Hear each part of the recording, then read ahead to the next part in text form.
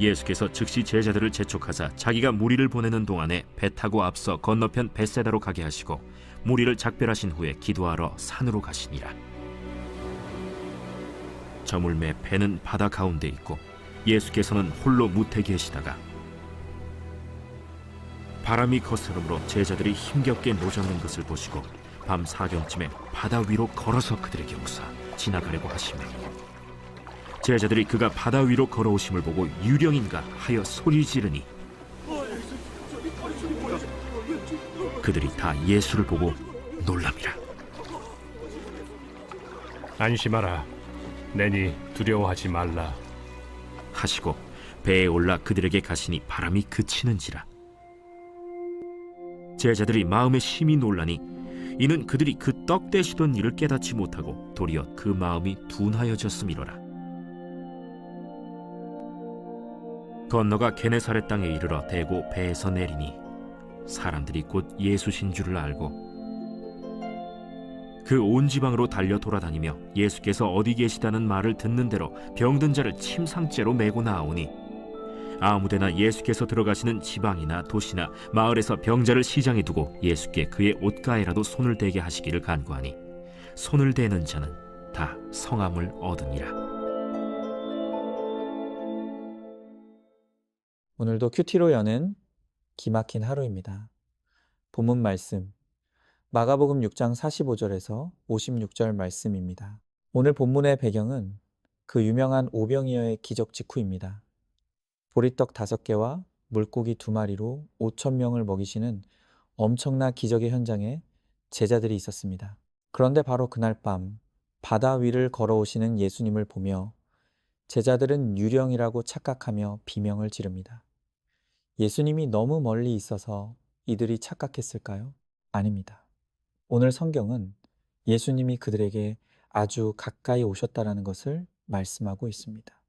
얼마든지 예수님을 알아볼 수 있었던 것입니다. 그런데도 물 위에 서 계신 예수님을 유령으로 생각한 것입니다. 왜 제자들은 이처럼 예수님을 알아보지 못한 것일까요?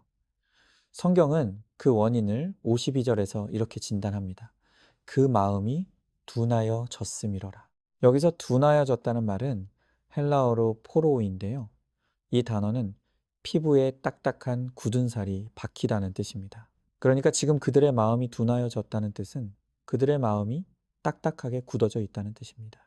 아니, 여러분은 이해가 되십니까? 제자들은 다른 사람들은 누리지 못하는 신앙의 특권을 누리던 사람들이었습니다. 항상 예수님의 가장 가까운 곳에서 예수님의 주옥 같은 가르침을 들었고 예수님이 행하시는 놀라운 기적들을 생생하게 목격했습니다. 그런 제자들의 마음이 왜 이렇게 딱딱하게 굳어진 것입니까?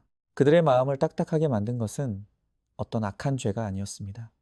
놀랍게도 그들의 마음을 이렇게 굳어지게 한 것은 바로 그들이 누리던 그 영적 특권 때문이었습니다. 이게 무슨 말입니까? 앞에서도 말씀드린 것처럼 그들은 기적이 일상이 되는 특권을 누렸습니다.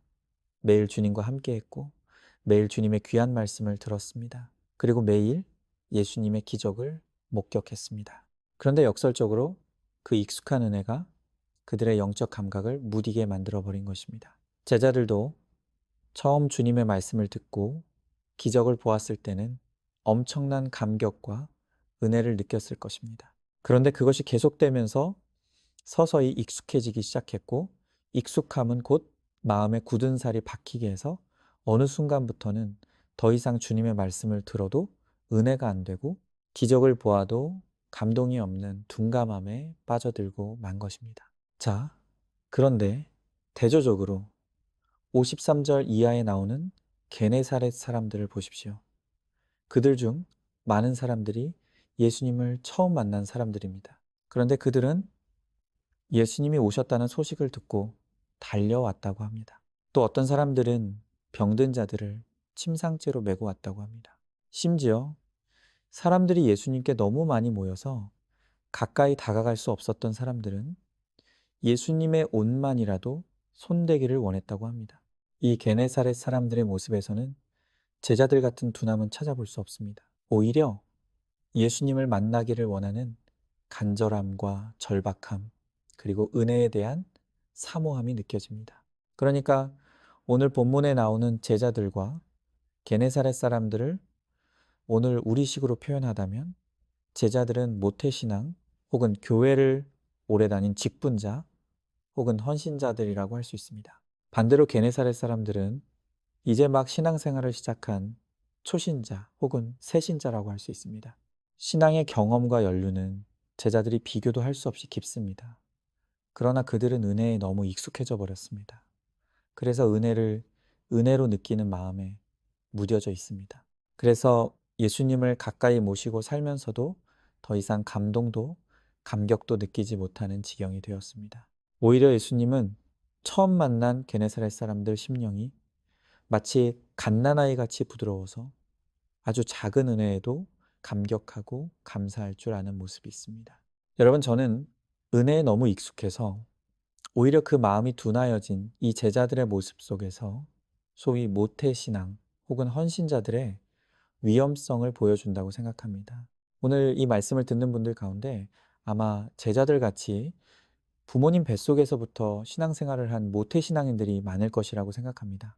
또 모태신앙까지는 아니더라도 신앙 연수가 10년 이상 되어서 교회 안에서 중요한 직분을 맡아 헌신하는 성도님들이 많을 것이라고 생각합니다. 오늘 말씀은 바로 그런 분들을 향한 경고의 말씀입니다.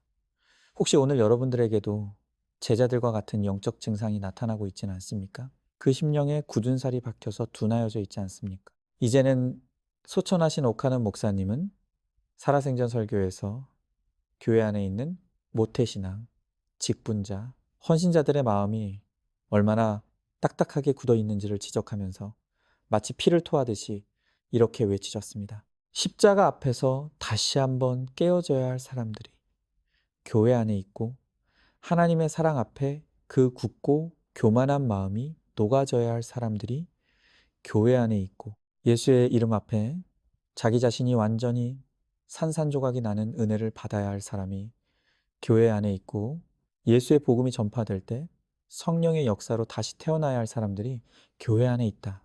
여러분, 정말 맞는 말입니다. 오늘 이 설교를 듣는 사랑하는 성도들 가운데서 많은 분들이 복음으로 다시 태어나야 할 위치에 있다고 저는 생각합니다. 다 안다고 하는 마귀의 생각을 뿌리치십시오. 맨날 똑같은 말 한다고 하는 마귀의 음성을 뿌리치십시오. 만약 그런 생각이 내 마음에 있다면 여러분은 이미 그 마음이 둔하여진 제자들과 같은 상태에 있는 사람들입니다. 우리 모두에게는 이 게네사렛 사람들이 누리는 복음의 감격, 구원의 감격을 회복해야 될 절실한 필요성이 있습니다. 그와 같은 감격만 지속될 수 있다면 세상이 아무리 죄 가운데 더럽고 숨이 막혀도 우리는 넉넉히 이기고 살 수가 있습니다. 자, 그러면 우리가 어떻게 해야 제자들의 그 딱딱한 마음이 변하여 게네사렛 사람들 같은 부드러운 마음이 될 수 있겠습니까? 신앙의 회복은 내가 노력해서 감격을 짜내는 것이 아닙니다. 오늘 이 시간 나의 둔해진 마음을 정직하게 인정하는 것부터 시작해야 합니다. 주님, 제가 예배에 익숙해져서 주님을 잃어버렸습니다. 제 영혼에 굳은 살이 박여 눈물이 마른 지 오래되었습니다. 그리고 주님께 굳은 마음을 제거해 주시고 부드러운 마음을 주시기를 구하시기 바랍니다. 그러면 주님께서 새 마음을 주시겠다는 것이 바로 성경이 약속하는 것입니다. 에스겔서 36장 26절의 말씀에서 성경은 이렇게 약속하고 있습니다. 또 새 영을 너희 속에 두고 새 마음을 너희에게 주되 너희 육신에서 굳은 마음을 제하고 부드러운 마음을 줄 것이며. 아멘이십니까?